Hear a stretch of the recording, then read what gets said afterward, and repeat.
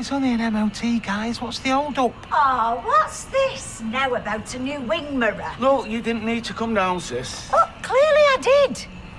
What's the delay? The wing mirror mounting's heavy, so we're trying to source a replacement. I couldn't give him monkeys. Ronnie needs his car back. Yeah, well, we're at it. Ties work miracles on the paintwork, by the way. Well, I mean, I am the Da Vinci of dings and dents. Steve knows. Just tell me it'll be ready first thing. The talk of the street. Talk of the street. The talk of the street. Talk of the street. The talk of the street. Talk of the street. The talk of the street. Talk of the street.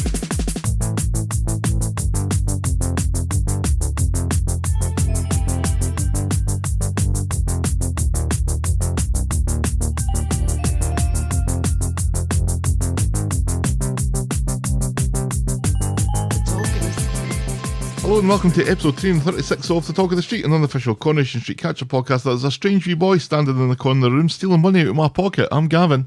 And I'm wondering if it's Joel or racist Kelly who is related to the Habsburgs or the Romanovs. It's far too early on a Saturday morning for a Romanov reference. It's a haemophilia joke. Wow. 30 seconds in and we've got a haemophilia joke.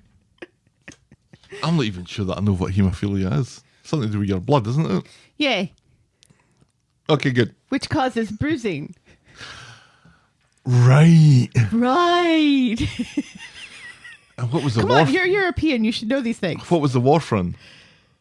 Wasn't there warfarin? Ken's warfarin. Oh, yes. So that ties back to that then. Whatever it is that you're talking about. No, because that's high blood pressure, isn't it? No, it's a blood thinner. Right. But it causes bruising. Yes. But Frankie's not taking any warfarin. No. Nobody's slipping that into... I'm assuming he's bottle fed. Okay. Okay. Well, awkward intro out of the way. Yes. How are you this week? Yeah, I'm good. It's been a nice week at work. You know, I got to catalog some books that I actually would really like to own, but know that I will never own because they will go far too high. Oh dear. Than my budget. That's a shame. Such as? There's a set of 3 books by Teddy Roosevelt. His Rough Riders book, Adventures in the Brazilian Wilderness, and A Book Lover's Holiday in the Out of Doors. Something like that. So, but they're like really pretty. Like the Brazilian one has like this embossed anteater on the front, and the Book Lovers one has an embossed moose. I love an embossed anteater. Yes. And a collection of H.G. Wells's Outlines of History, which is really cool. Very good. Yeah. You still haven't hit the button. I'm so sleepy. Where are we?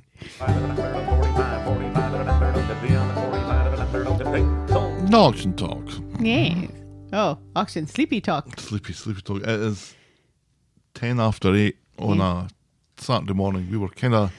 We weren't exactly busy last night, but we had things to do. Yeah, we had a Christmas concert to attend. A Christmas concert. How Dickensian. Just one more year. Just one more year after this. And then we never have to go to a high school concert again. Unless eventually we get grandchildren, but I'm not holding my breath. No. And that's fine. Because you can't bully your children into giving you grandchildren. And then you can't bully people into giving you your grandchildren when your son has, sexually assaulted them. Looking at you, Deerings.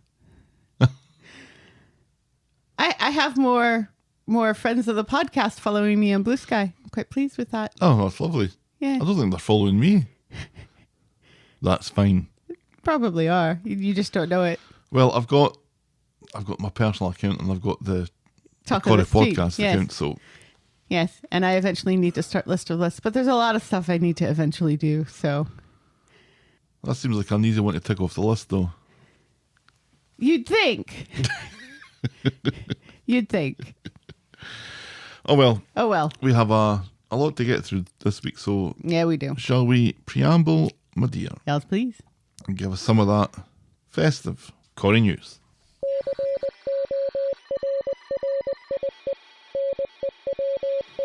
Michelle Keegan, aka the OG Tina, is apparently the 9th most Googled person in the UK this year. Really? Yeah. Well, she's on a new show based on a murder mystery novel or something. Do you know who number 1 is? The number 1 most Googled person in the United Kingdom? Is it a British person? Yes. No. Kate Middleton. Oh, really? Yeah. Yeah. The second one is Donald Trump. King Charles is 7th. And then the other people are people I don't know, so I don't remember. I was about to Google Michelle Keegan to find out why she was Googled so often, which I think is some kind of recurring circle of Google. Right, yes. You're just adding to the numbers. You're just making things worse. Right. Maybe she'll overtake King Charles now. Good for her. Yeah, Kate Middleton had that whole... Cancer thing. Yeah, and rumours of her death earlier on in the year, which probably accounts for quite a bit of that. Right, yeah. And supposedly her lover being killed by William and all that other stuff. It's just like a soap opera, Helen. Yes, yes. That's why when you think royals and you think soap opera, you think hemophilia.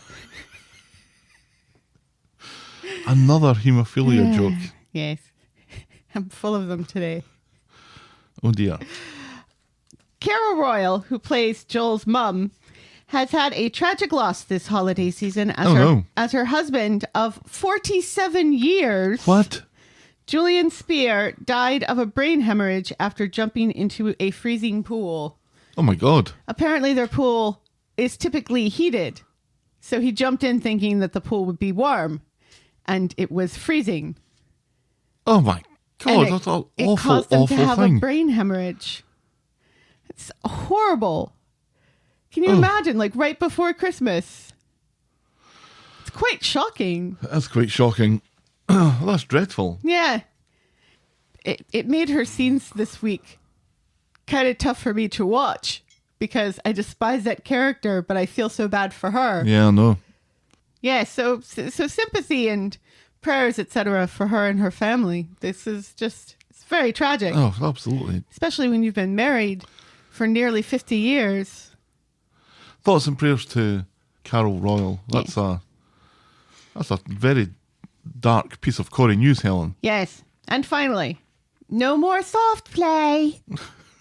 As wee Harry gets a new, older, more brown-haired head, Carter J. Murphy will be taking on the role from twins Freddie and Isaac Rhodes. So fare thee well, twin Rhodes. And welcome, kid who really confused me when he's just randomly at the Platt's house and I'm like, who the hell is this? Just this wee boy just walked into the kitchen. Yeah, holding money. Where did he come from? Seriously, where did he come from? We will talk about this, I think, at great length a little bit later, but Yes. what a strange introduction to Yeah. the show, and a kid who looks more like Mason than any of Mason's brothers. Right, yes. And looks nothing like any of the Platts. Although for the moment, he's kind of short. Typically, they at least try.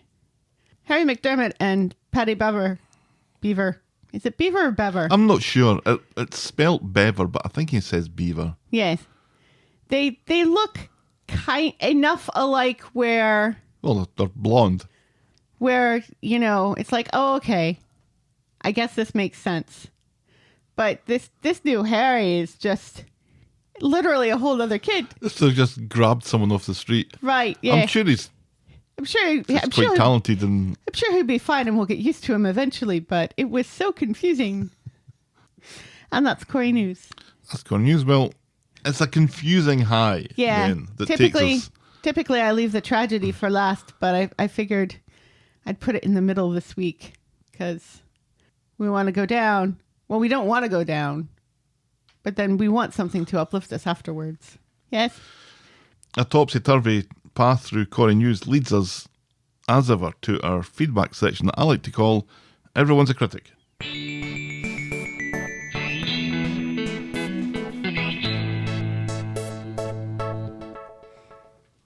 You got mail.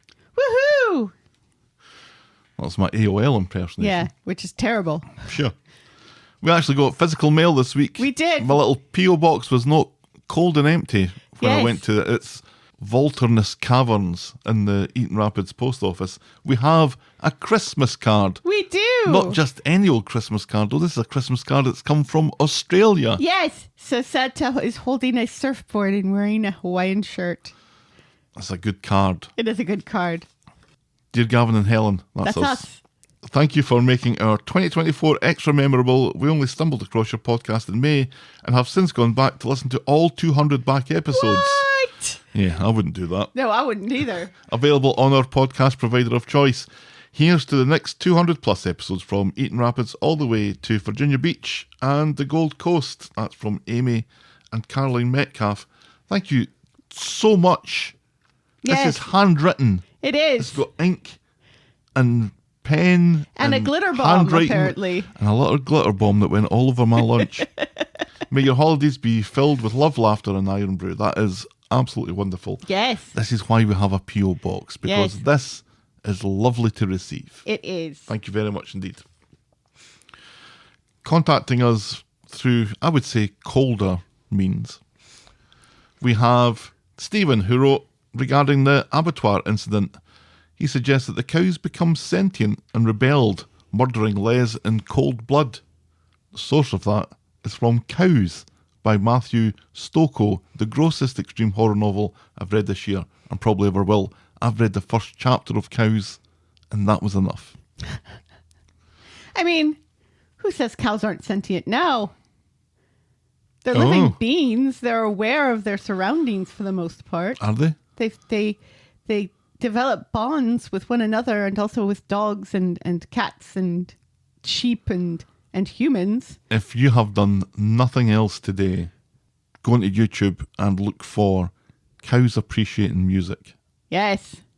It makes your world better. It does. And if that's not sentience, I don't know what is. If you're sentient, say moo.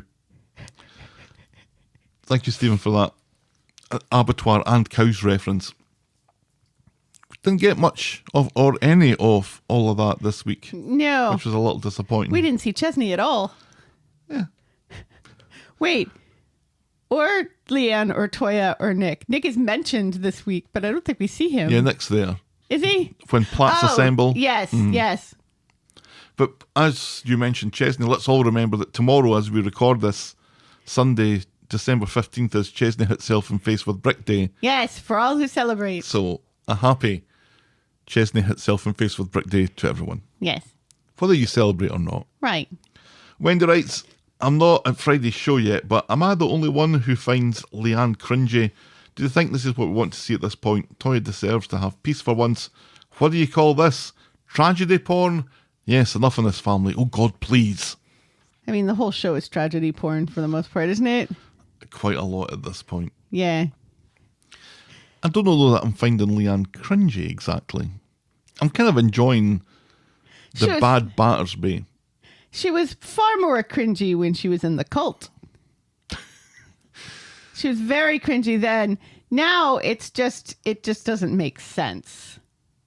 No, I think it makes sense. No, the whole bank thing. Oh, the bank thing, yeah. But I will get my revenge in this world or the next from her is right, yeah.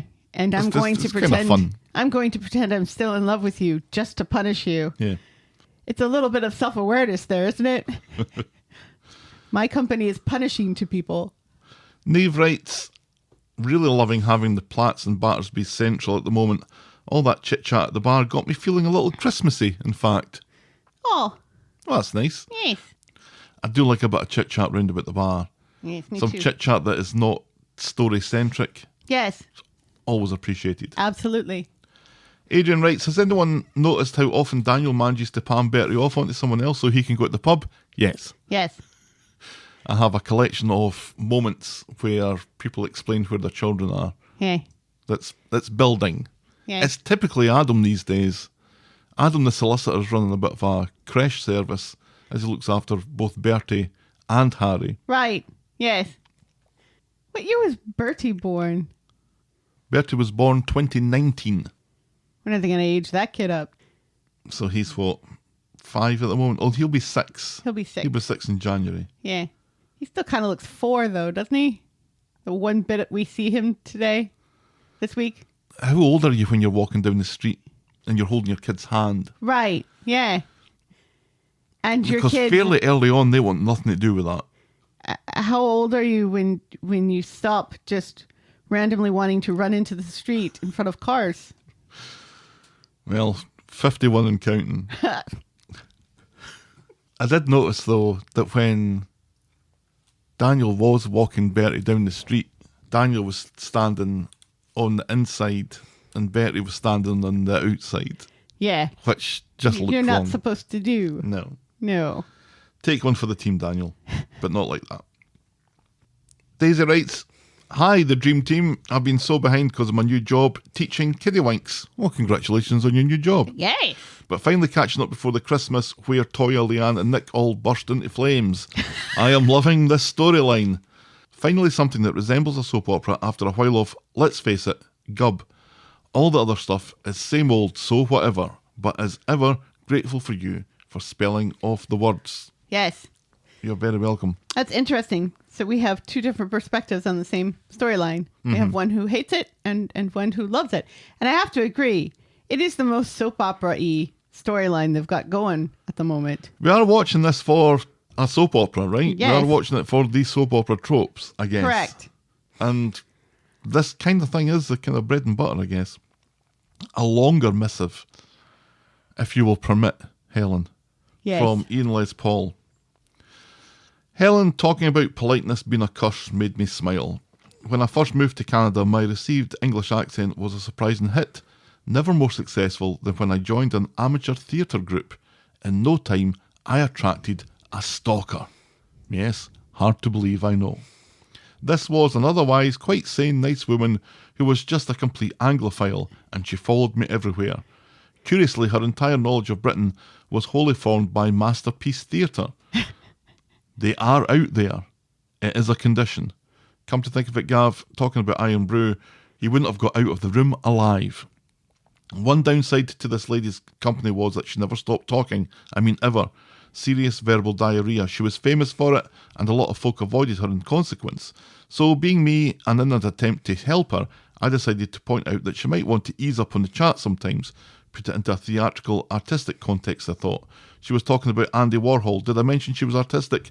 I jumped in. One interesting thing about Warhol was his habitual silence. He rarely spoke. Someone once asked him about this, and he said, "Nothing I can say is as profound as silence." She put her head on one side and thought about this for a good 10 seconds. I felt quite proud of myself. And then a smile of pure enlightenment passed across her face. "Ah, what you're saying is, shut the fuck up. Say what you mean what you say. Words to live by." Yes. We are quite familiar with women suddenly becoming very obsessive with people with British accents. Yes.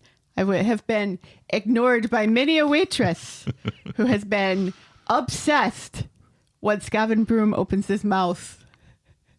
Sometimes they sit down and they will touch his shoulder. Remember that? Yeah, that hasn't happened in a while. But nevertheless, hello, ladies. Walking into Quality Dairy and all the ladies cooing at you, Now, that was And- one of my favourite moments of living here, was walking in that morning. totally ignoring me. I think it was on my own that this morning that I walked in. It happened a couple of times. And Becky said, "Morning, Gavin." And I went, "Morning, Becky." And then Trudy said, "Morning, Gavin." And I said, "Morning, Trudy." And then Sue said, "Morning, Gavin." And I said, "Morning, Sue." And then the guy standing in the line said, "Morning, Gavin." It was a good moment. Yeah. It was a good moment. There is something, though, very British about that attempt to get your point across in as an obtuse way as possible that I Yes. very much enjoyed. Very much so. Thank you, Ian Les Paul. And then Cheeky writes, "I've always kind of bought into the idea that Daniel wasn't a great person back in the days when they first introduced the character and he was abusive to his mother Denise. But this week's events, along with the random hookup, solidified Daniel as the worst character to ever be introduced into the show. Don't know if what he did this entire week is okay, and the fact that everyone just kind of rubs it under the carpet like nothing happened because they feel it's Daniel, we just have to accept it. It's ridiculous. Bethany also just needs to figure out a positive way to move on that doesn't involve her relighting her own trauma every time she spends time with literally anyone. And Shona needs to get a grip on her marriage. That is all. Yes. Thank you very much, Cheeky. I agree. Daniel sunk to New lows. very depressing lows this week that Yes. we will get into. Yes. But thank you to Cheeky, to Ian Les Paul, to Daisy, Adrian, Neve, Wendy, Stephen, and to our lovely Christmas card sending Metcalfs, Amy and Caroline. We very much appreciate it. And now we'll podcast for coffee.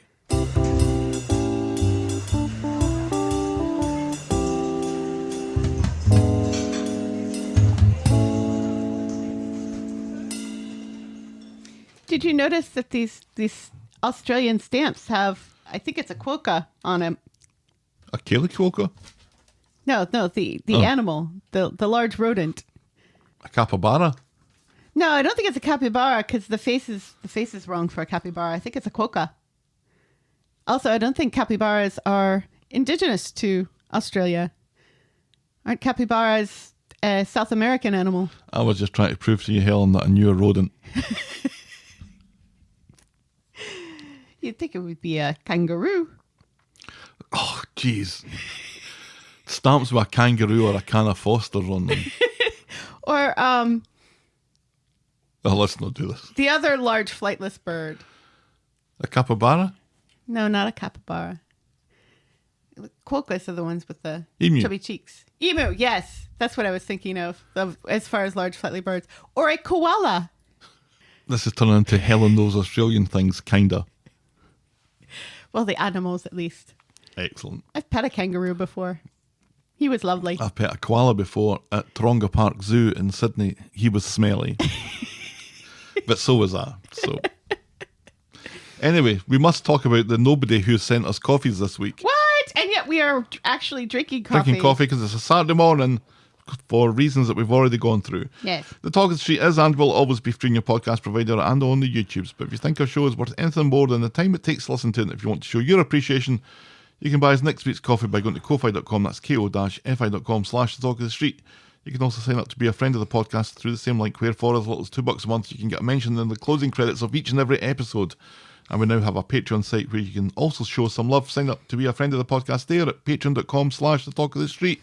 Remember, you can always support the podcast for free and get us in front of new listeners by liking, subscribing, rating and reviewing wherever you get your podcasts. And for fans of me reading the same thing out every week, I forgot to mention at the end of the feedback section that feedback is always welcome. Send us your thoughts and I will probably read them out. Get us at thetalkofthestreet@gmail.com or our DMs are open at Corrie Podcast. Or we love it. We love it when people write actual letters to us.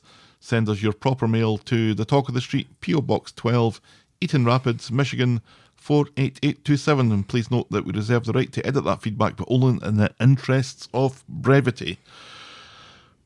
Shall we dive in, my dear? Yes, please. Our first storyline this week is the Whole Kit and Caboodle. Well done. I can't believe I haven't used that already. Yes. On Monday, shit. What I did there was a portmanteaued Shona and Kit and got shit. Shit. That's a lovely couple name. Shona runs into Kit at Nina Rolls, who tries it on again with her, but she insists what they did was wrong. It was wrong. He'd love another romp, though, and his flat is being fumigated. What word better oils the machine of love And than fumigated. fumigated? And he's staying at the rape hotel for now if she wants to join him. She tells him no means no, and he seems to take that. Back home, David has man flu, so Shona suggests that he sleeps on the sofa, but he doesn't take this well. He's furious that she would take the morning after pill and make him think that she wanted another baby. You know what? He says, sleep on the fucking sofa. So, Shona's awake on the sofa at night and texts Kit, arranging to meet at the hotel. She doesn't know why she's there when she goes, let's figure that out together, he says. Oh, he's got patter, hasn't he? Yes. But it's clear once she gets into the room that she regrets it, and to his credit, Kit recognises this, doesn't push it, and calls her a taxi. Shona, you're a taxi. But she decides to walk home anyway. But sometime between leaving the hotel and arriving back at number 8, she's busted up her wrist, and it's all covered in jam. And in the morning, David sees this and sees her holding her arm, and she claims that she fell down the noisiest stairs in Christendom without waking anyone up, and he insists that they go to casualty.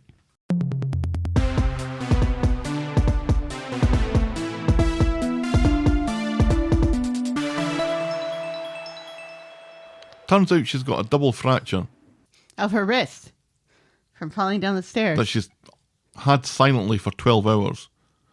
Yeah, where she's just... I thought there was something wrong with her shoulder initially. Yeah, so did I. Because she's like, got her hand up on her shoulder and there's blood. And she's like... So I thought she had a shoulder injury. I didn't realize it was her wrist. But yes, if her wrist was fractured, Twice. she would not be sitting on the couch going, A straight to the hospital job, I think. yes, it would be agonizing. But the accident seems to bring Shona and David together, and they kind of make up. On Wednesday, on the street, Kit sees Shona with her arm in a sling and is clearly made of questions, and Adam, who sees her in Nina's rolls, doesn't believe her story that she fell down the stairs. Shona confesses that she was clipped by a car on the way home from nearly boffing Kit, although she doesn't mention his name, because Correct. Adam knows about the infidelity, but doesn't know who it was with. Adam encourages her to report it to the police, and on their way back from that, David sees her get out the car and kiss his cheek, and he seems to be a bit, about that. Then later, after David and Jesse have conducted a clandestine deal in their backyard in another storyline, David goes to throw away the bag he was holding the money in and finds Shona's discarded jacket with a hole in the sleeve and a little bit of jam. Well, that's unusual, he says. Yes, And that's as far as we get with that bit of the story Yes. this week. there's more coming.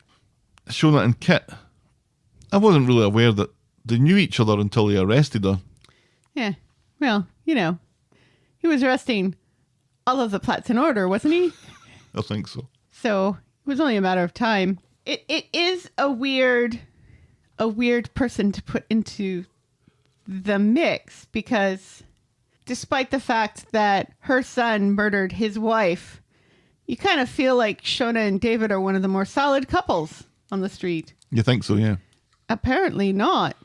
If Shona's just even contemplating playing away again.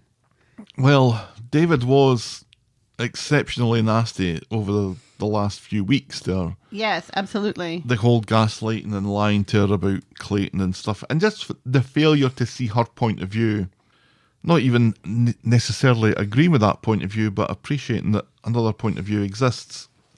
In this sort of circumstance, characters are either pushed into the arms of someone else or onto the bottle, and so I'm glad that they've avoided Shona's sudden alcoholism here and has just gone with infidelity. I'm kind of curious though that she decides to go back once. Yeah. It makes me think that this isn't going to be a one and done sort of thing. No. That this is going to become a thing. Right. Meanwhile, Kit is also trying to get into the pants of other women as well, because he is a man whore, Yeah, as we established last week. that was the word of the week. Man whore. I'm still intrigued by him though. Yeah. Adding this extra layer to his personality has been intriguing, that he can be swayed to continue his bent copness as a ways and means of getting his hole, so to speak. He really is just living in the world of blurred lines, isn't he? It's like he's Robin Thicke. I wouldn't be entirely surprised if Kit ends up bedding a man. I wouldn't be surprised. Just adding to his stable. Yeah. It's funny though, because Shona and Daisy and Sarah are all three very, very different women with very different personalities. And looks. It's nice to know that he doesn't have a type. His type is women Right. for the moment. His type is whatever's walking by him. And maybe that's why he hates Swain so much, is because she's totally oblivious to his charms of being incredibly tall. Yeah. Because that's really the only thing going for him, isn't it? And he still has this kind of mystery over him of why he's in Weatherfield in the first place. They got this transfer from somewhere Yeah, for reasons that I don't think have even been close to being mentioned. correct. But he does have part of him who seems to be the intrepid detective trying to bring justice to the world, but all the while he's kind of fueling his own little injustices and Yeah. and stuff around the back end. It's fascinating.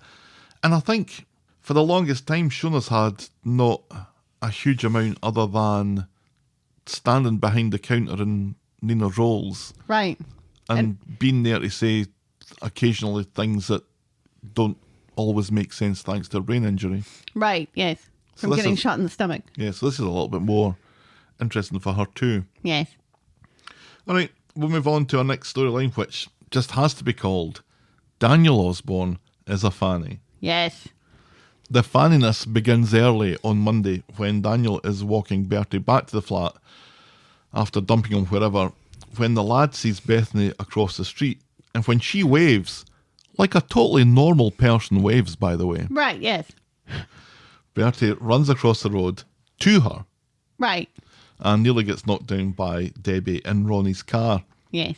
A kerfuffle ensues where Daniel blames Debbie for his negligence and he blames her for humiliating Bethany, but she reckons that he did his fair share of that in the pub the other night. Yes. Don't you try and turn this on me, says Daniel, who learnt that from his dad, probably. Probably. She heads off to the garage and puts pressure on Kev to get her car fixed. He's heard about the run-in with Daniel and resolves to have a word with him later. Why? Kev, your sister can handle herself.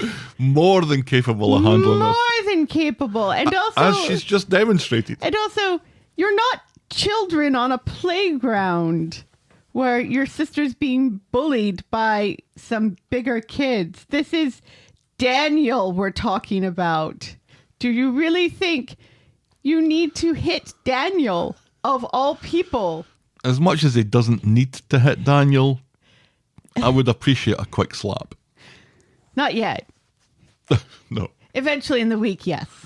Bethany has a word with Daniel and he apologises for his behaviour the other night, and they seem to smooth things over until she spots Jenny wearing one of her tops that apparently she got from one of Daisy's bags of cast-offs. Now- Bethany never owned that blouse. No, she doesn't. Not in a million years would Bethany own that blouse. That is not the blouse of a young woman.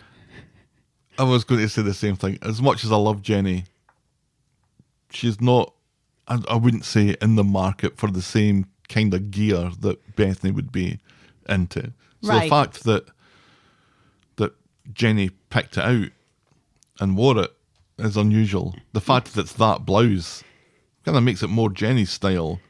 But then Bethany says that was one of her tops. It's like, no, it wasn't. No, it wasn't. It really wasn't. Have we ever seen Bethany wear black at all? Ever? I don't think so.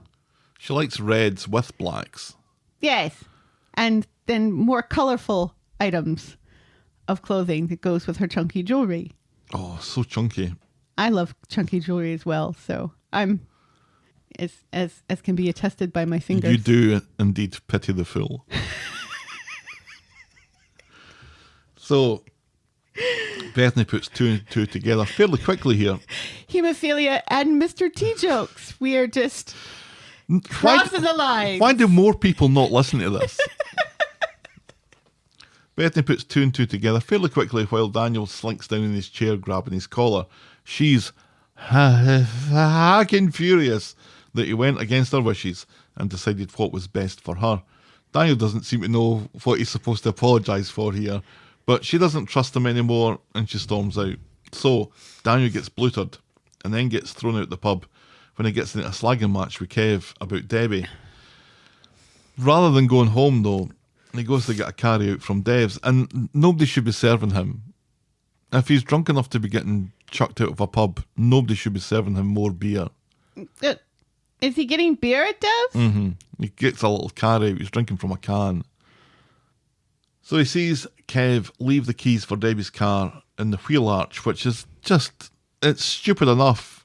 But then when you realise that Debbie's key fob has a fucking disco ball attached to it, Right. it becomes even more stupid. Yeah. Why would he not just keep it over at the garage and like put Debbie's keys in the office or something? Or go to wherever Debbie was and give her the key. Right. It's your sister, Kev. Yeah. Go the extra mile. Wait, so Kev went in to have a drink and then went back to work on people's cars? Well, I think that's what they're intoxicated? asking us to believe. And driving Debbie's car out and a number of feet from the garage to like in front of the Rovers. What we have to realise, I think, now is that everyone on Coronation Street is kind of drunk all the time. That key fob, though. It does jeez. explain things. So Daniel sees this and steals Debbie's car. Seems to just drive it around the block for a bit and crashes it into a skip or something. Or a Seb memorial. Was this? No, it was the Oliver Memorial. Daisy sees this and runs to rescue him. The prick is unhurt and suddenly aware of the consequences of what he's done, like losing the son that he barely sees. Daisy snatches the keys from him and sends him back to the pub. She'll clear up this mess for him, she says angrily. I'm like, why are you getting involved in this, Daisy? Because for whatever reason, she still loves Daniel. So back at the pub later, Daisy flies off the handle at him, but he realises what he's done and reckons Bethany is better off without him. Daisy's not impressed with this pity party and calls him pathetic. She doesn't tell him what happened with the car and tells him to keep his mouth shut about it because if he goes down, she goes down. Aye.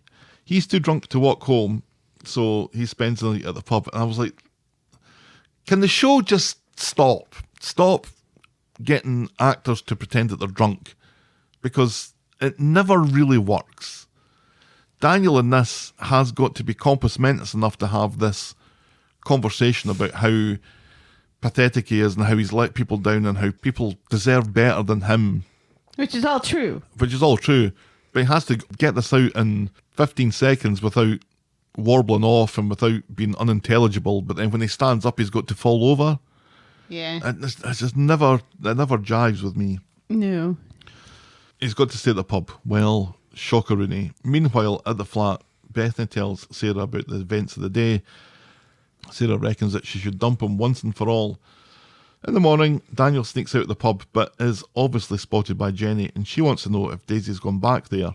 And Daisy angrily denies it. Debbie reports the car stolen to Kit, who curiously mentions that he's already been speaking to Roy about a memorial being vandalised. Debbie thinks Sarah is prime suspect number one, and she saw Kev place the keys, which she did. Debbie thinks this is going to invalidate the insurance. So, Kit goes to speak to Sarah in the pub, and she denies it but admits seeing Kev. Daisy hovers around suspiciously to eavesdrop, as Kit believes Sarah and reckons it was joyriders.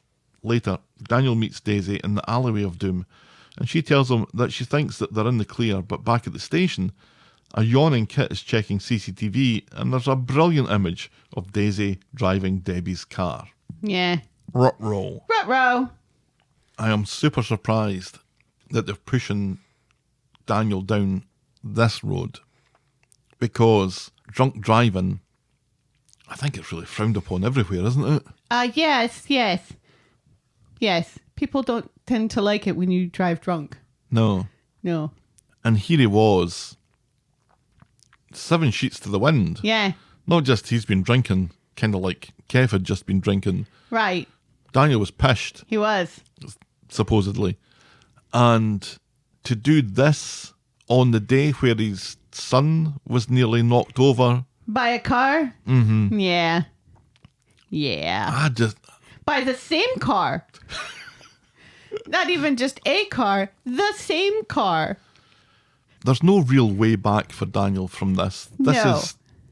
He's scum for this. He's dead man walking. Absolutely. And it's going to get worse. I've made my feelings about Daniel abundantly clear. I'm not a fan. There are No. people who are fans of Daniel, and there are people who are fans of Daniel and Daisy together. And maybe even there's some that are fans of Daniel and Bethany together. And I kind of get that people have different opinions and what have you, but this is unforgivable. Seriously. I think Daisy is better with Daniel than she ever was going to be with Ryan. Yeah, Ryan's a bit too bland. Ryan's too much of a golden retriever. Yes. Daniel is just a dumb orange marmalade cat just stumbling around, acting like a goofball, driving cars drunk. Because that's what cats do. If they're orange. On Wednesday, oh God, I don't know what day we're on anymore, but as Daisy is reading an online article in the Weather Gazette about a woman who died in a hit and run, Kit comes in for a chat, and shows her the wonderful CCTV image. Daisy shits her pants. She calls it a spur-of-the-moment stupid decision, claiming she was angry at Debbie. She says that she dumped a car on the back street somewhere and there was no harm done. She asks Kit for help, which she says puts him in a very difficult position. He asks if that's everything, and she says it is. At the station, Tinker is being bothered by Debbie about her car, why didn't we get to see that? That was hilarious. Because I want to see Tinker getting shouted at by Debbie. That would be great. Quite a bit. Yeah. And Kit covers for Daisy, saying that there is no CCTV and the case is closed. Kit is updating an unhappy Debbie and Kev when he gets a call from Tinker that the car has been found and unfortunately torched. Yes. Daisy torched the car? Yes. Daisy torched the car. Yep. It's always a woman who torches cars. Yeah. Have you noticed? Well, that's true in real life as well, isn't it? Have I ever torched your car? Well, that's a very weak correlation. Because you're a woman, you must torch cars. Yes. But no, if you torch cars, you must be a woman. Bethany goes to see Daniel, who has been sent back home from work because he's still pissed. She returns her key, telling him that she needs to get off this treadmill for both their benefits. And I'm like, finally, Bethany's seen sense here. She's seen the path that she's on, and she's doing something about it. He goes to see Daisy in the pub, walking by a furious Debbie. Daisy is ignoring texts from Kit. Daniel doesn't know why Daisy burned the car. She says that he's a good man, no one got hurt, and just did a stupid thing. And you're welcome, by the way. And in another storyline, Adam speaks to Shona and doesn't believe her falling down the stairs story. She admits that she got winged by an out-of-control car as she was walking home, and Adam implores her to go to the police, which she does. And after speaking to Tinker, he tells Kit that Shona was hit by a car matching Debbie's car's description. Dum dum dum. Tinker says his number one priority is putting these two cases together and solving them like a big boy. Which is technically not his job. So Kit goes back to speak to Daisy, angry that she lied to him. Seems that Daisy forgot the hit and run aspect of the night before, but now Kit thinks that this was deliberate duplicity on her part to get him over a barrel now that he's doctored the CCTV. As Bethany is packing... And see, this is why she read that... That's why she was reading that hit and run story earlier. Do I look like a dog being shown a card trick at the moment? I've never seen a dog watch a card trick before, so I can't tell. Explain your hypothesis here. Because she knows she hit someone last night. And she's concerned that it was this woman who was killed in a hit and run last night. Oh, I see. Yes. I think she is kind of relieved, but also shocked that not only did the person not die, but that it was Shona. What you're saying is that she's faking her kind of surprise in all this. Correct. Okay. Yes. Because like later on, when she tells Daniel about it, she remembers. So as Bethany is packing, she sees a photo of her, Daniel and Bertie, and seems to have second thoughts about the whole leaving thing. The revolving door at the Rover's back room continues to spin because no sooner has Kit left than Daniel is back to apologise for his ingratitude earlier. When is Daisy going to do some fucking work? She kind of admits that she still loves him. He admits that Bethany has finished with him, and he doesn't know what either of them saw him in the first place. Yeah. Well, yeah, we There is wonder the that. same. She wonders why she let him go. And I'm like, what? You didn't let him go. He calls it a lucky escape and doesn't know what he wants. She begs for another chance. She begs him.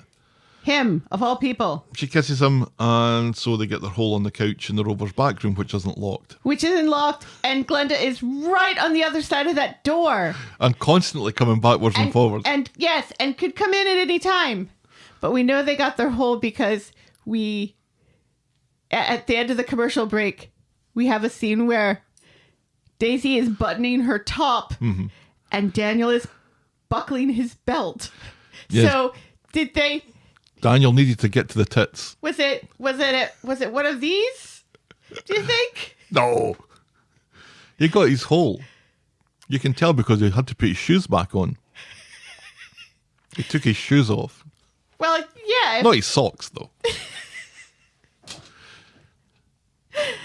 It's so weird weird the way that they, imply that people have had sex on this show. It's by buttoning things. And strapping on a belt. Or Carla having 2 black robes for some reason. Oh, don't pick at that scab again. Yeah, they've got their whole... Because I assume that she's going to be pregnant. Not another one. Of course! People have sex to get pregnant. That's what happens. Yeah. Because Daniel was not wearing a condom because... I don't think he's prepared. Because I don't think he was thinking, Daisy and I are going to have sex again today. When he walked into the pub. No, he went commando. Unless he's the sort of guy who... Always has one with him? Mm-hmm, who thinks, today's the day. Like in that Y2K movie. Yeah. Yeah. After, she insists that they come clean with Bethany right away, and while Daniel puts on his shoes, and while dribbles of his spooge soak into his boxers, she admits to hitting Shona with the car. It's a roller coaster of emotions for Daniel today. He's now furious with her, apologises for shagging her, and doesn't think gratitude is a good basis for a relationship. He says he's weak and selfish, and hops out the door. So... I'm weak and selfish, bye! Cheerio! Oh, he's the tail of his shirt sticking out his trousers. Yikes. Hopping out trying to tie his shoelace. So he's still smelling of Daisy's vagina as he goes back to the flat, and seeing Bethany still there, he tries his pity party lines with her, and they work. She warns him not to make any more mistakes with her. And it's like, well, he already has. He already has, girl. He already has. Oh. And once again, he's not telling her about what just happened in the pub. No. Back at the station, Tinker is phoning around CCTV, and Kit catches him and tells him to drop it, angry that Tinker went behind his back and is checking his work. Tinker doesn't cry at being put in his place, but it's close. And his ears wiggle a little. On Friday, Bethany and Daniel are walking arm in arm down the street. Daisy spots them at the door of the Rovers, and they share some light-hearted banter, which is obviously loaded from Daisy's side. Glenda notices this, though, and calls... Yeah, she didn't notice the noises coming from inside the back room, though. What I forgot to mention was, as they're about to get their hole, the scene that it cuts to after that lasts for like 30 seconds, and then it goes back, and they're already finished. Yeah. I thought that was quite amusing. Anyway, Glenda notices this and calls Daniel yesterday's chip paper, and that ship has sailed, and reminds her that Kit is still gagging for it. So Daisy gives Kit a call, but Kit doesn't seem as interested as he once was, and has to be cajoled into meeting for a non-alcoholic drink later. He comes around though, and looks to be more interested after all, but they're interrupted by Glenda, who demands that Daisy does some actual fucking work for a change, and tells her that Daniel and Bethany are getting on quite well through there in the pub. Kit now realises why Daisy called on him, but it turns out he doesn't care and starts to smooch. Because he's a man whore. Post-smooch, Daisy and Kit go through to the bar where Daniel sees them and he looks a bit jelly. Privately, Daniel tries to make out that he's worried about Daisy, but she doesn't entertain that for a second. All I am to you right now is the bar manager, she says. And that's as far as we get with that part of the story this week. Oh, what a wicked web we weave. I mean, let's count the ways that Daniel is just the biggest asshole alive here. He is the worst. He's bad and bad enough when he starts off by getting stuck into Debbie for his own shortcoming. Right, yes. Of not paying attention to his child. His own child. And if it wasn't for Debbie's reactions, as Tyrone points out, the situation could have wound up being much worse. So from that to the drink driving, to shagging Daisy, to letting Daisy carry the can for him. Yeah, seriously. And then going back with Bethany, when what he really should be... Look, I need to not be involved in anybody else's life right now. Correct. Because no matter... Except for Bertie. Because even Bertie, because I'm fucking everything up here. Bertie nearly dies, kinda. He's mucking Daisy about and Bethany about. He's drink driving.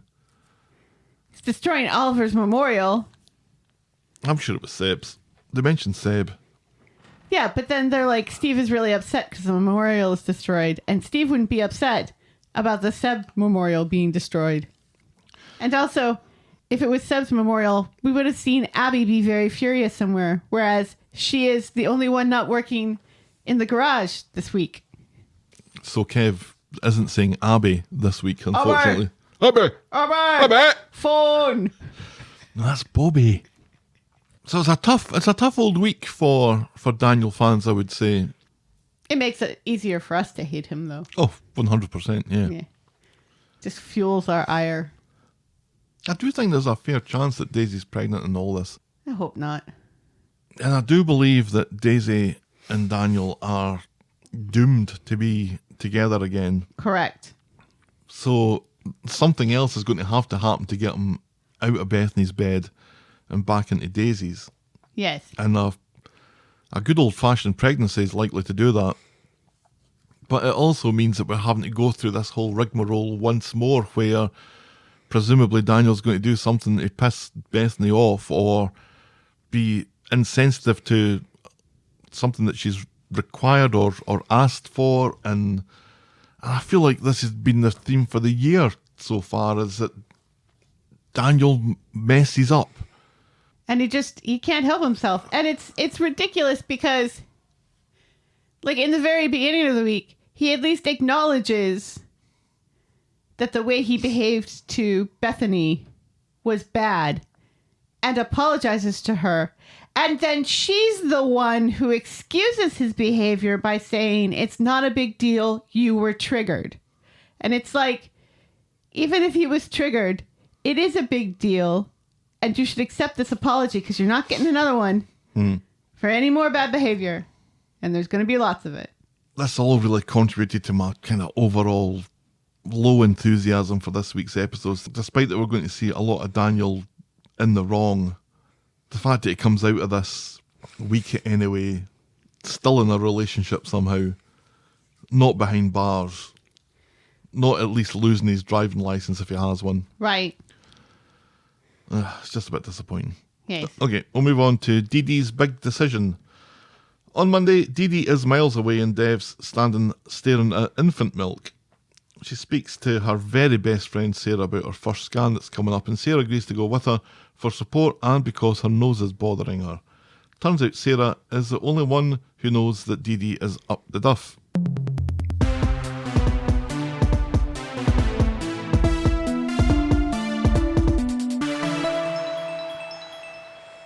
But at the hospital, Dee Dee hasn't shown up for her appointment, leaving Sarah looking like a total fanny. Yes. So Sarah speaks to Michael back on the street, and he hasn't seen Dee Dee all day either.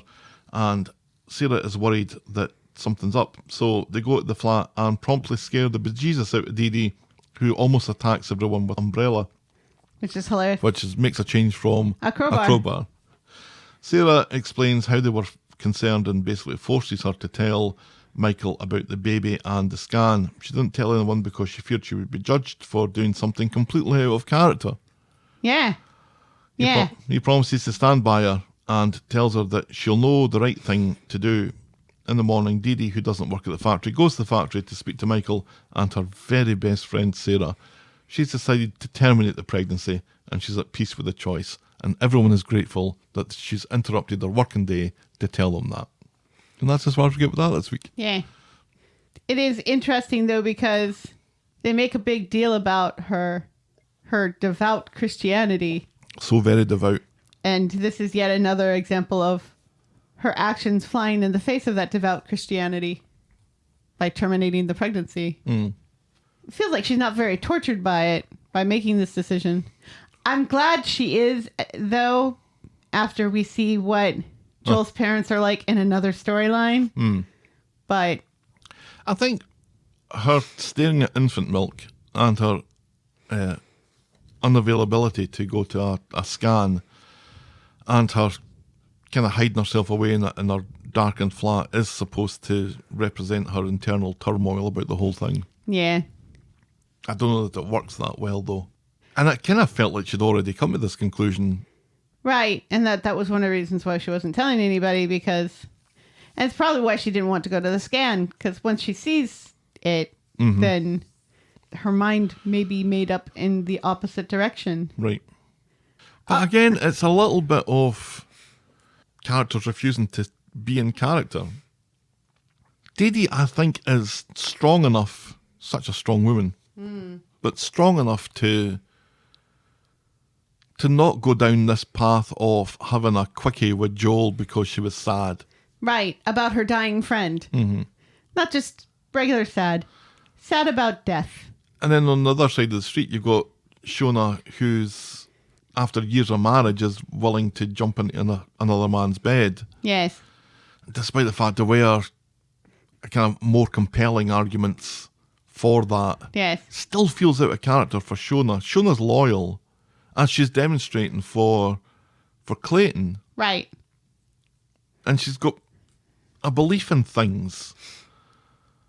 And David and her have worked hard to get to where they are because she was, when she came back from all those brain operations after getting shot in the stomach, she was a different character. We remarked upon it at the time, how different Shona was. And David refused to give up on that. So this is all kind of means something that is very quickly just thrown aside. The thing that infuriates me the most is that by this one act, it's kind of like the show's like, well, yes, David is terrible. David is doing terrible things, but now Shona's done a terrible thing too. Absolutely. So now it's all balanced out, and it's like, it's not balanced out. It feels like that's the only reason why this happened, is to make Shona guilty of something too, so that she doesn't have the moral high ground anymore. Right. And that's ridiculous. Yeah, I agree with that. All right, we'll move on then to our next storyline, which is Evelyn's Law, which has a 1980s LA feel to it. Harry, what's his name? Was Jimmy Smits in the LA Law? I think he might have been. I used to love LA Law. On Monday, Evelyn is in the show this week, which is good news, and she catches Roy being sly in Nina's rolls. It turns out that he has a Christmas present in a box for her, and she badgers him until he hands it over, and she's thrilled to see it's a lovely backgammon board, the Sport of Kings.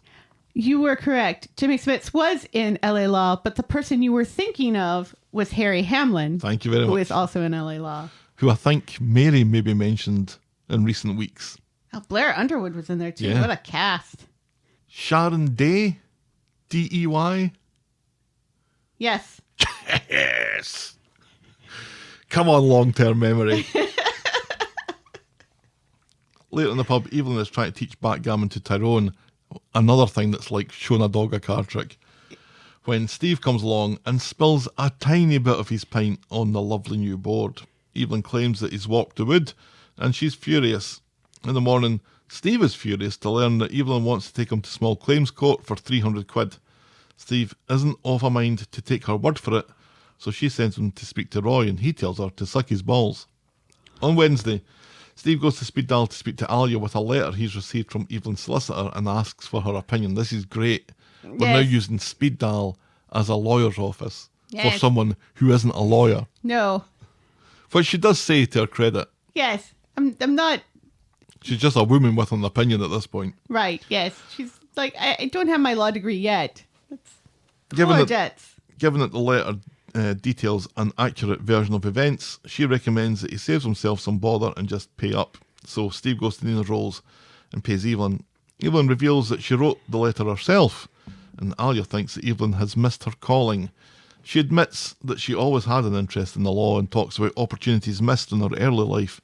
Roy also regrets not pursuing formal further education. Which shocked me. Roy didn't go to college? Right. What? Yeah, you're as shocked as Alia was. Yeah. Yeah. And he kind of, like, says it wasn't really my thing.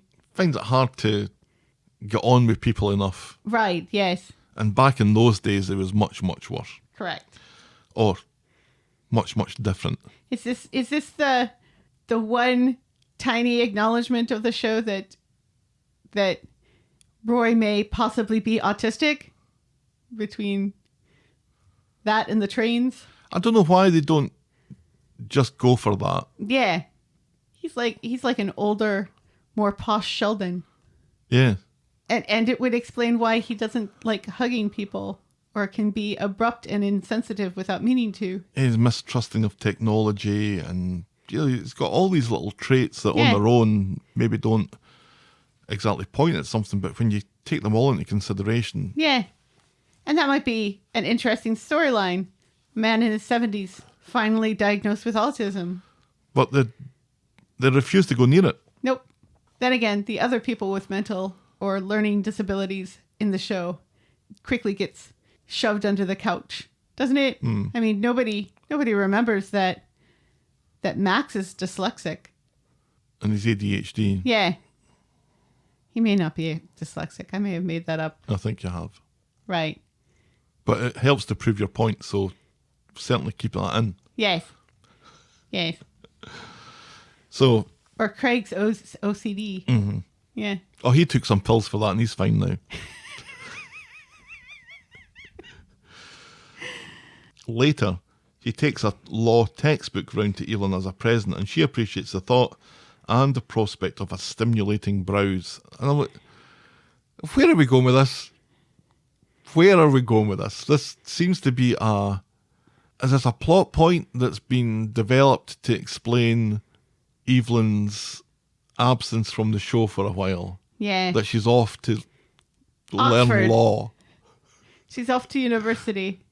Don't wait up. She's legally elderly. Yes. That's the name of the story. Yeah. But people go back to school at any age. I just, hope she doesn't go to too many keg parties Some brewskis. and pledge at Psi Beta Kappa or whatever. I don't know. Do they have like sororities and I don't stuff? think so. I don't recognise those frat houses that I see on the Animal House. Right. Or driving don't- through East Lansing. I don't recognise them. I was amazed when that was turned out to be an actual thing Really? with the Greek letters. I always thought that was just something that the movies made up. I don't know why. So on Friday, Evelyn is reading her law book and knows it's illegal to gamble in the library. Alia comes into Dev's and she and Evelyn decide to head off for a criminal law lecture, with Evelyn taking the place for one of Alia's colleagues who had cancelled at short notice. The speakers at the lecture are a bunch of fucking pricks who make out that getting guilty people off is super lucrative and should be their focus. But then the real Marjorie Tavistock, who Evelyn is standing in for, she shows up and she is fucking furious that Evelyn has stolen her identity. She stole your name tag, ma'am. Yes. Back in Inner Rolls, though, everyone is enjoying the last few moments of a Scooby-Doo episode as they just sit around and chat about how fun that was. Although Alia is a little worried about how this will look for her company, but everyone else is having a jolly old time eating cakes. Evelyn tells Alia that she should put her brain on helping people, while Cassie laughs off the idea of Evelyn taking a law course. And that's as far as we get with that this week. Yeah. And Cassie tries to get her mum to buy her a box of chocolate biscuits through coercion. A fascinating plot point. Was it coercion or was it something else? Extortion, wasn't it? Extortion, yeah. So she mentioned this a couple of weeks ago. There was something about Evelyn and her interest in law. So the fact that we kind of went down this road doesn't seem entirely out on nothing, but to go to the point where she's going to lectures and now she's reading books on the matter, it's like, come on. Right. Where are we going with this? It just so happens that Roy has this book that he got from the bookshop in the tram station, which is apparently a thing. So it just so happens that Alia was the one that Steve went to with this letter, as opposed to, well, apparently he went to Adam first and Adam blew him off. Adam's too busy looking after kids. Right, yes. And of course he's not going to go to Dee Dee because Dee Dee is very, very involved in something else entirely. Yes. But, it makes sense. That's it. it makes sense that Evelyn. It was really sad hearing her talk about the fact that her dad refused to allow her to go to college. It was. That was really depressing, and also a good reminder to young women that we may be going back to that time. So, update your passports, ladies. And on that note, let's move on to exit story for a soap legend. On Monday, Jesse takes Gail for a meal at Speed Dial and they chat about the potential move to a villa in France. Oui, oui. She's still not sure. He reminds her that she has a right to move on and to be happy.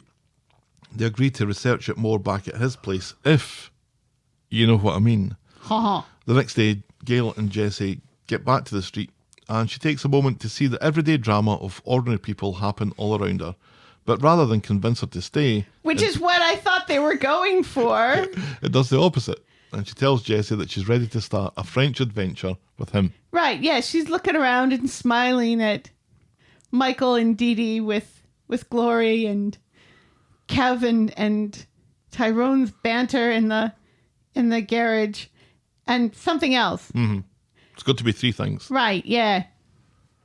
I can't remember what the first thing was, because it was the first thing. It was people arguing, wasn't it? And she was talking about Shona or Max or I can't remember. Something. But still, it was like, oh, look at Gail looking at her home and her surroundings and her neighbors with this sweet little smile on her face. She's not going anywhere. She is happy and content and enjoys the little things in life.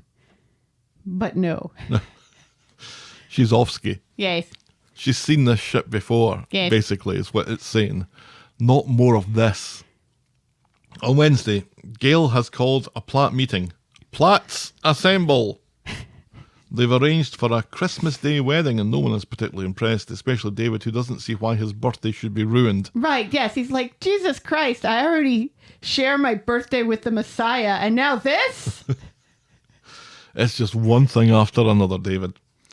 Jesse also breaks the news that they're moving to France. And then a random wee boy just wanders through the living room with 60 quid hanging out of his arse pocket. This is new Harry. And the money is cash that David stole, that now Harry has stole. I assume. Normally what happens, if you cast your mind back to the time when Summer was given a new head. Yeah. For that episode, everyone she interacted with called her by her name. Yes. So the viewer, the dumb viewer at home, is spoon-fed the fact that we've changed this character's head and not warned you about it. And again, similar heads, similar builds, similar age. It made sense. Well, I think in Summer's case, Summer looks to be a kind of similar age, but is in fact many years older than she appears to be. Yes, but my point still stands. The recasting of Summer makes sense. This is, that child doesn't look like any of the Platts. I was disappointed when Ruby got a new head because I loved old Ruby. Right, but new Ruby is pretty good too. She is. And again, they looked similar enough. It's just weird that practically everyone in the Platt family is blonde, and then we have this one brown-haired kid. Is David blonde? Yes, David's blonde. He's like a strawberry blonde. That's blonde? Yes, that's blonde. You can tell it's blonde. It's not brown because the kid behind him has brown hair. And Well, his it's hair dark brown and this is light brown. No, it's blonde. You can see in the front. It's kind of with the highlighty blondie. His hair around his ear, I would argue, is dark brown. No, it's kind of reddish. It's like a strawberry blonde. We very much disagree on colours here at Casa, the talk of the street. What I loved about this, though, was an article in the Daily Mail which said Coronation Street recasts major character after 7 years on screens. Right, yeah, which is hilarious. I'm like, wait a minute. Major character? Are we calling that soft play storyline? Soft play. Was that? And also, you That know, wasn't winning any awards. I mean, I enjoyed it. Don't get me wrong, but Adam. And he shouts Adam's name and then runs and hugs his knees. He just yelled his words, and it was great. It was great. I loved it. Yes. But a major character? And now he speaks in complete sentences and smokes cigarettes and has a job at the factory. Sarah couldn't tell you where he was half the time. Right. And Carla, who's his godmother, gets his name wrong. Mm-hmm. That's how much of a major character he was. Yeah. And apparently he's not in school. He's being watched by Adam when somebody asks during the day to Sarah where Harry is. Oh, he's with Adam. Sarah's sitting in Nina's rolls, it's a midweek day. complaining because Harry's got a day off school, which doesn't affect her in the slightest because she's palmed him off with Adam. Right. But she's maybe going to have to go and pick him up later because Adam's got work to do. Right, yes. But she's sitting complaining about this in a cafe Yes. where she's not inconvenienced in the slightest from enjoying her tea and cake. Right, yes. Where she's in the cafe supporting Dee Dee in what Dee Dee is going to do Yeah, and with children. And I have no objection to any of these child actors. no, of course not. I need to emphasize that. These kids aren't responsible for their casting or uncasting. Right. It's like, who looked at that kid and said, yes, that's Harry? Well, I'll tell you, it's Harry now.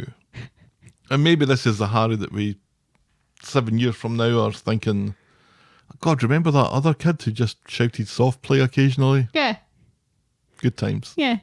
Because, we accepted Harriet as Summer fairly quickly.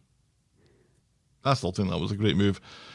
And- Todd's recasting was done more through necessity, but again has been a wonderful change. And Patty as Max. Yeah. We love that kid. Yeah. Shona is immediately suspicious about this money, but luckily Jesse and Gail's plans distract everyone. With the sale of number 8 still on the table, David goes back to cut old woman's hair in a furious mood. Back at number 8, Audrey is sad that she'll not get to France very often at her age, but Sarah thinks Gail deserves a happily ever after. Jesse goes to see David to see what's got sand in his vagina, and it turns out that David has a thing against the south of France. Jesse wants his blessing, explains that the villa needs upgrading, and if David gives him the cash, he'll give David his divorce settlement. Nice clean money in exchange for this dirty money that he can pay to his mate Right. under the table. And all of this just reeks of bullshit, doesn't it? It's complicated. Because let's not forget, this villa in the south of France was not Gail's idea. This is something Jesse pressured her into. Yeah, it's a mate that's selling it. I think it's also potentially confusing to take large quantities of cash out of the country. You might have some questions to answer about that. How much was it? 50 grand? It's always 50 grand, isn't it? Something like that, yes. So David doesn't trust Jesse still. Jesse warns him not to let his pride get in the way of his family's well-being. So David agrees, and as they swap the money over from David's bag to Jesse's, they talk about each other's mutually assured destruction on this. On Friday, it's Gail's hen do. Yay! Gail's got a hen do, which means that Gail is in the show again this week. Yay! Sarah's trying to organise a quiz which permits Jesse to tell tales of what he has tattooed in his arse. Meanwhile, David and Audrey are at the salon, with Audrey very down in the dumps about Gail's upcoming nuptials. Now the Rovers, the hen do is Bethany, Sarah, Gail and Audrey. George leaves Eileen hanging off the bar with a barber 3 about the quiz, despite Gail being very hospitable and despite Eileen being married to Pat fucking Phelan. Eileen, though, reckons that Martin is Gail's tallest husband as he's the only one not 6 feet under, which is a good line. Yeah, But it's nasty, it is nasty. and it's not matching the tone of what's happening round about it. Right, yeah. They think But that read they're- the room. They think they're giving us something that we want to see. This whole Gail and Eileen feud Right, continuing right to the bitter end. yeah. Whereas what might have been more pleasant to see was the end of that feud. Right, yes. Because Which we may... Eileen comes out looking Terrible. very, very bad out of that. Yes. Makes you wonder if maybe a reconciliation is in the cards between now and Christmas. Running out of time a little bit. Yeah. Because in the end, Eileen did look sorry. It was almost Like she that had she taken couldn't it help too far. herself. Yeah. Mhm. And let's remember, there is history between Jesse and Eileen. A little bit. So that may be part of the problem. And it's a shame because the idea of a pub quiz all about Gail sounded very fan servicey, Yeah. and I, for one, was all for it. Yeah. And then we didn't get to hear I much didn't of get it. very much of it. Yeah. Except for stupid questions like, which is your favorite child? Thank you, David. When it's obviously Nick. Which child pushed you down the stairs? Which child pushed an extra in a bad wig down the stairs? Not really an extra. You don't do that with extras. I think a you get stunt arrested person. for that. Yeah, Yes. a stunt person. So Gail goes to the bar to ask for a pint of water because she's not about to hurl good Prosecco in Eileen's direction until Audrey points out the ridiculousness of this and decides that she needs to go home. Jesse shows up and Audrey doesn't want any fuss anymore, insisting that it's not a stroke, but she lets David take her home to number 8. In other news, Shona explains away the coat in the garbage from earlier on, explaining that it got ripped when she fell down the stairs. It got caught on the banister, which kind of Right, makes in the sense a little dowel. bit. Back home, Audrey and David have a wonderful scene as They do. Audrey explains the impact having her daughter leave for France is going to have on her, and that she suspects this is going to be another failed marriage. And David tries to make her feel better by telling her that she has the rest of the family, but that isn't much consolation. And as they go through them one by one, it's clear that this has just made matters worse. Yes. Gail is Audrey's only living child, and she's going to miss her so much that it hurts. But she's supposed to insist that she's fine and wave them off. Right. And I'm like, I want much, much more of this, please, because Yes. this is compelling stuff. This is great. Yes. It's like, she's like, I may never see my daughter again because we're both getting on. Right? And she's her only living child. Mm-hmm. That hits you, doesn't it? Yeah, I mean, the emotional buttons that this is pressing are huge. Yes. And Sue Nichols is doing such a great job at As always. selling this.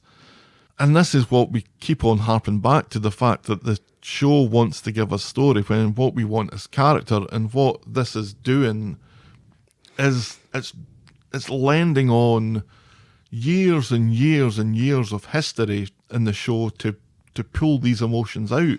Right. That, yes, Gail is Audrey's only daughter, and they're all getting on.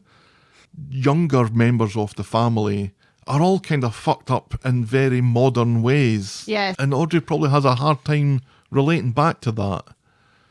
Yeah. David trying to make her feel better also just rang utterly true. The two of them together was brilliant, and we never go back to it. No. And it ends kind of abruptly, Yeah. and I thought that was a missed opportunity. Yes. Later, in the bar, George comes back and is surprised to see Eileen still there, worried that she'd rather be anywhere than back home these days. And Eileen poo-poos it. And that's as far as we get with that. So it felt like it was leaving a little bit of a different storyline there, as maybe Eileen and George aren't all that happy together. Which doesn't make any sense. It makes as little sense as the whole Steve and Tracy being adorable and wearing matching jammies, but they're unhappy for some reason. They were misery jammies. Right, yeah. Now, is this Eileen? This is Eileen going back and getting her Prosecco, right? She went back, yeah. Yeah, so it's not like she's been there all day. Right. She left and then came back. And hilariously, Daisy and Sean initially won't give her Prosecco back, as it's been sitting behind the bar for like 2 hours. Right. Underneath the lights. Why would you do that? Why wouldn't you Just down it and leave. Right, yeah. I've never heard of anybody ever doing that. Hey, can you hold my drink behind the bar? I'll be back. I've seen it happen. Really? I've never done it. Just seems weird. Yeah. So why would they have her do that then, rather than just have her sitting at the bar all day? Well, I think she did that because she wanted to leave because she realized that she is the asshole Oh, yeah. in the room. That'll be it. So it finally feels with the hen do and the quiz that is at least trying to move in the direction of giving Gail a good send-off. There was, I don't know how much this is a kind of Joey Tribbiani from Days of Their Lives, but David apparently gave an interview, or Jack P. Shepherd gave an interview in the week where it sounded like when he read Gail's final scene, it was just him, Gail and Shona that were in it. And he said, you can't do this. Yeah. You can't just have him and Gail, which makes sense, but then Right. the other person is Shona. Right. Like, where's Sarah? And Nick. Where's Nick? And the Where's Audrey? grandchildren. Yeah, Audrey and Max and Lily. They should all be sending her off. So apparently, he said, you've got time to rewrite this. You need to rewrite this with The whole with plot. the whole Platt family Yeah. at number 8.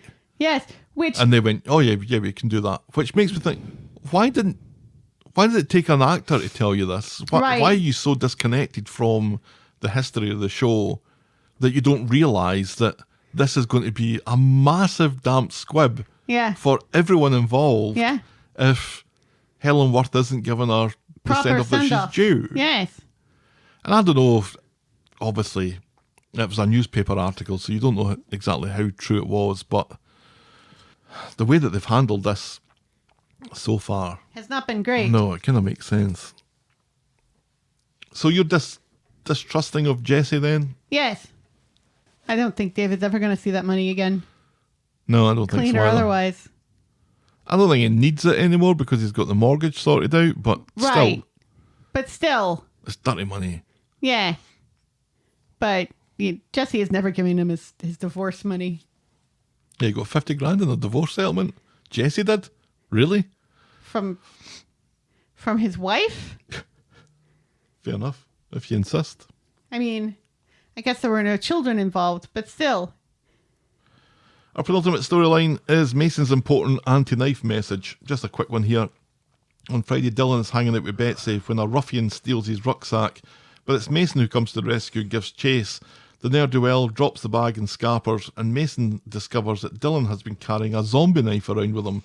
Mason thinks this is pretty stupid until Dylan reveals that he only got it when he found out that Mason was getting out of young offenders. Later, Dylan and Mason bump into each other at Nina's Rolls. Dylan has handed the knife in. Mason feels bad for putting Dylan in this position in the first place.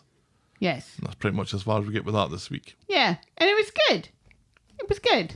I liked the continuing rehabilitation of Mason. It was maybe a little tone deaf to have Mason quizzing Dylan about why he would carry around a knife like that when he himself carried around a knife like that. I think that's exactly why he is saying that. It's because, he was caught and it was stupid, and he recognizes that his behavior in the past was stupid He's learned and his lesson. unkind. Right. He has learned a lesson. Doesn't happen all the time. No, and he didn't even need a woman to learn that lesson. No, Not he didn't. really. No? He got That's there all growth. by himself. That is growth. Yeah. All right, our final storyline tonight is Frankie goes to hospital again. Well done. On Wednesday, Max is visiting racist Kelly. He's looking forward to getting to spend some time with Frankie because he's a weirdo. Somehow in prison, she's managed to lose Frankie's favourite toy. You think this would be the most impossible place to lose anything would be in a jail cell? I don't think she's actually lost it, though, because she's cuddling it later.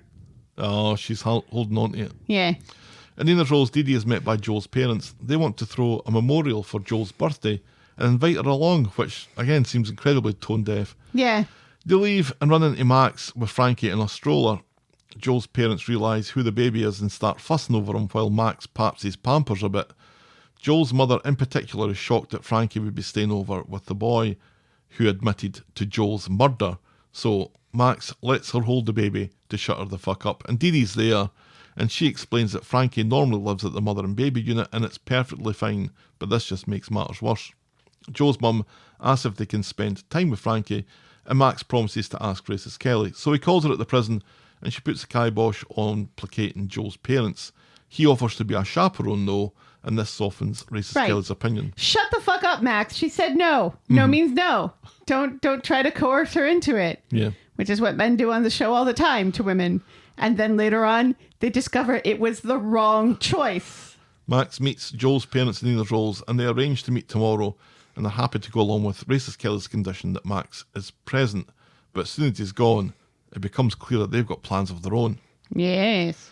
On Friday, Max is preparing for Joel's parents' visit today. Meanwhile, they're at Nina's rolls, speaking with a custody lawyer, looking to get some wheels in motion.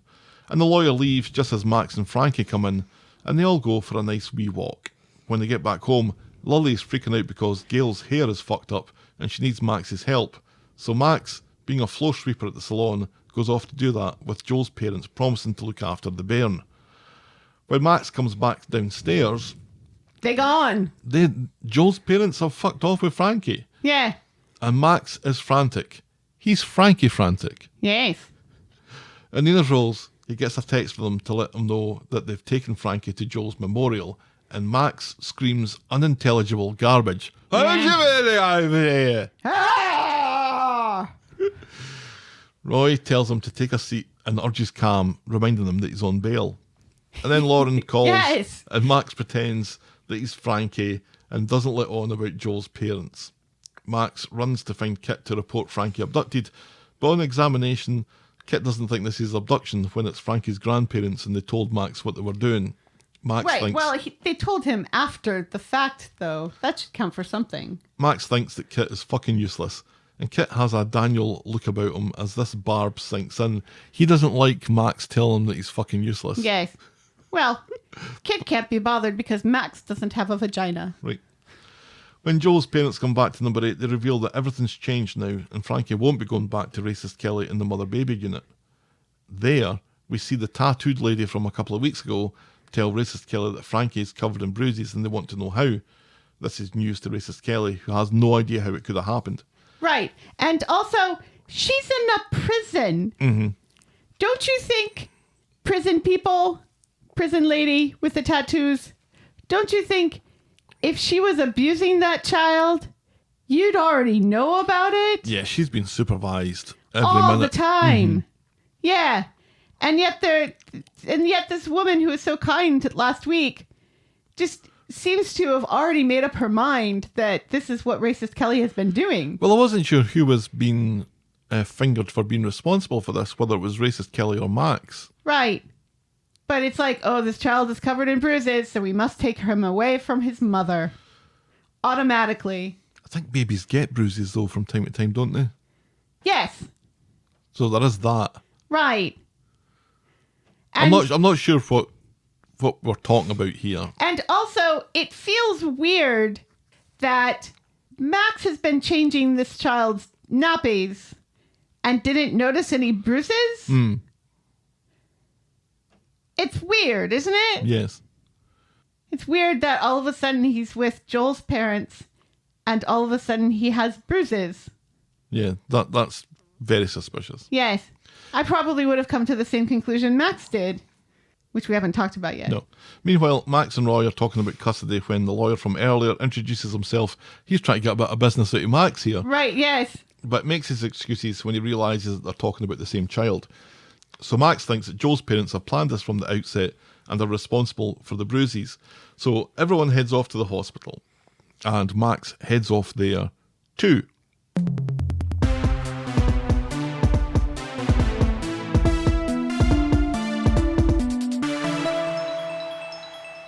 And Max has a fucking fit at Joel's parents, so his dad calls the cops on Max while the mum becomes the Wicked Witch of the West and goads him that he's going back to prison.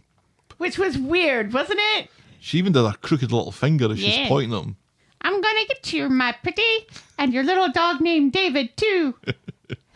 At the cop shop, Max is released on a final warning and told to stay away from Joel's parents. After some investigation and tests, the hospital are convinced that Frankie's injuries weren't to do with physical abuse, but are concerned that something more serious, and I guess potentially life-threatening, is behind all of this. Hemophilia! And that's how we end this week's episodes. Is Helen going to get her wish that Frankie is going to die? It would make sense, wouldn't it? It's a complication that I don't think the show needs. This is Oliver all over again. Oliver all over again? Yes, That's fun to say. it is, but not like that. No. Yeah, it's fun to say like that. You know, and the fact that the quads were kept upstairs until they were walking and talking. I was sure at least one of them wasn't going to make it. We never saw those kids as babies. You'd see one of them. Right, and it would typically be Alec because he's the deaf one. It's gotta be expensive, right? Because all of those kids are still of an age where you have to hire twins. So Because they're they can only hiring, be on the set for a certain length right. of time. So it's 8 kids for 4 roles. Yeah. Yeah. It's too much of a complication. Yes. It's like you'd think that they would think about these things before they wrote these storylines. And yet, it's like how sometimes Ryan has a scar and sometimes he does. It's almost like it's the weather that determines Right. how angry it's going to be. Right. And how his skin graft is still very obvious and hasn't really blended in with the rest of his skin. It's like, where did they get that skin graft from? Nosferatu. I think they got it from his bottom. You think his bottom is that white? You don't think Ryan Sure. tans his bottom? Maybe his bottom just doesn't take a tan, like my legs. Like your whole body, let's be honest. My arms take a tan. My head kind of goes red, but my legs stay milk bottle white This is true. regardless. Yeah, I've had an issue with Max being this kind of surrogate parent to Frankie and anyway. crazy and obsessive about it. Oh, so crazy. Yeah. I mean, I get it. I get why he would be angry that they just obfuscated with the baby without letting him know where they were taking him. Okay, I'm going to say it. Joel's parents are fucking racist. The only grandchild they're going after is the white one. Imagine if they found out that Dee Dee was pregnant. Oh, well, I think they're gonna. You don't think that they're gonna? Well, if she's going to get a termination, then Yeah, going maybe to not. in the future. Yeah, I saw some articles saying, oh, it's bad news for Dee Dee what Joel's parents are getting up to. And it's like, surely they can't legally block her from getting an abortion, can they? No. Or like say, well, you don't want this child, but we do. So we're demanding custody of a zygote sort of thing. That can't possibly. I know that the abortion laws in the UK are kind of weird and thread a very thin line over what's a legal abortion and what's not. As we saw with the whole racist Kelly thing and her almost getting the jail for taking pills. Mm. Cause have they mentioned Maeve at all? Have they talked about Maeve? Do they see Maeve? Do they want to see Maeve? I don't think they mention her. And it's difficult for me to think of any situation where they have mentioned her because I'm just too impressed that you remembered her name.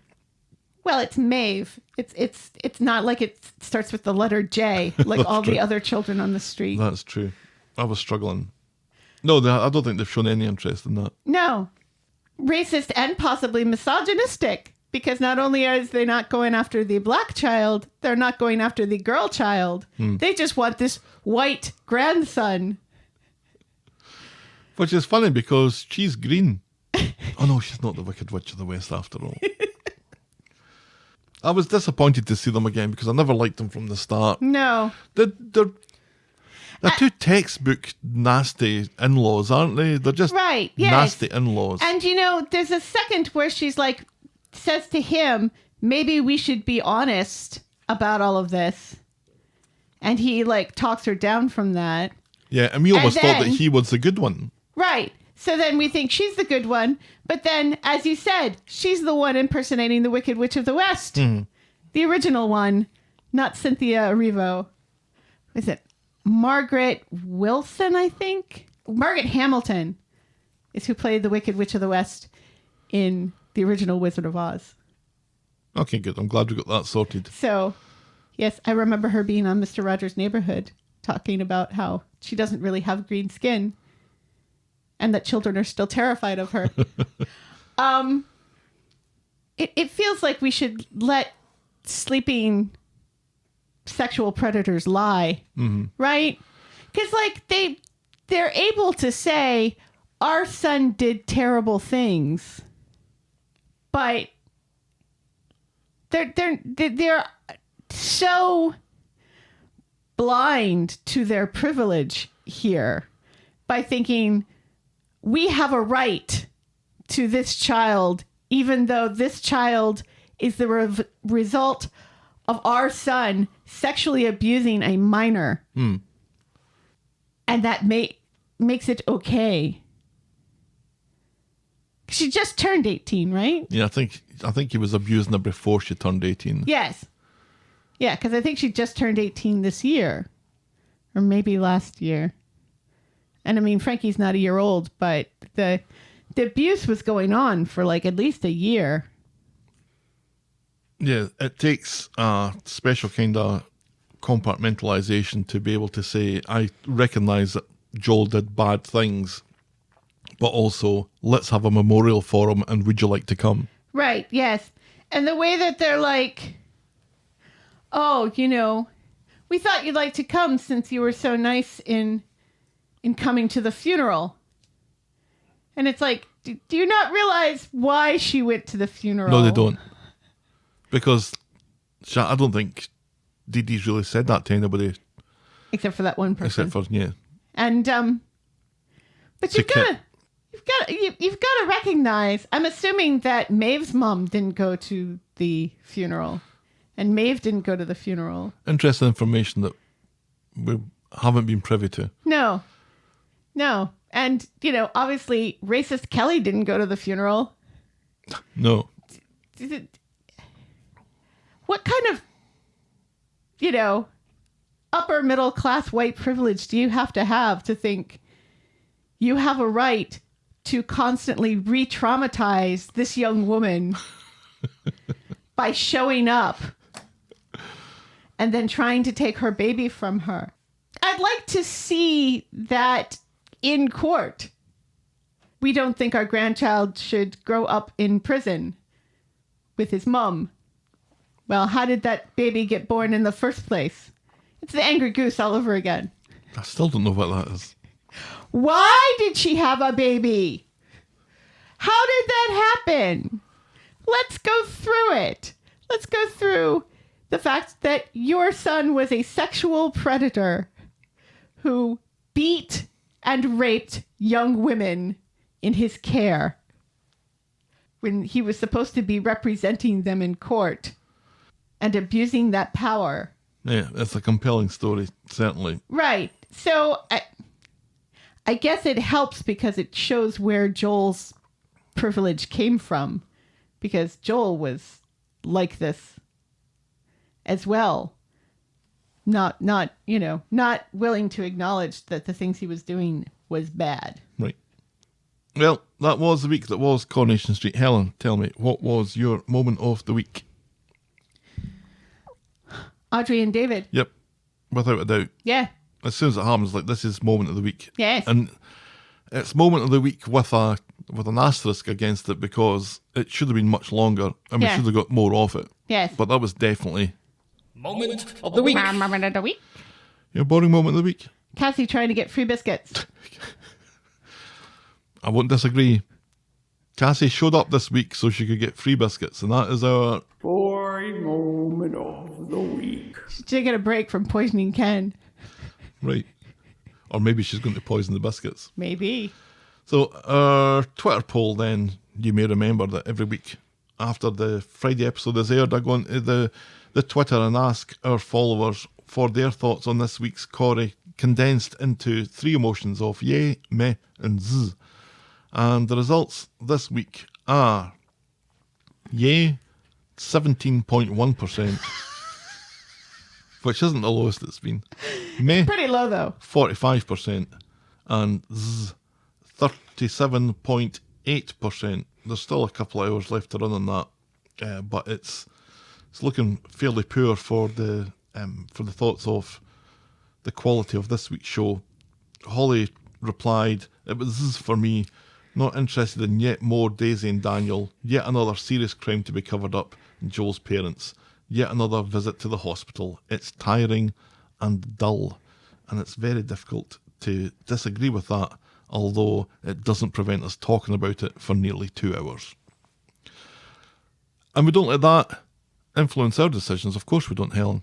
But what score would you give it this week if your audible clue was not enough? Yeah, this wasn't a great week. It was not a great week. It had its moments. Mm-hmm. Evelyn's backgammon game.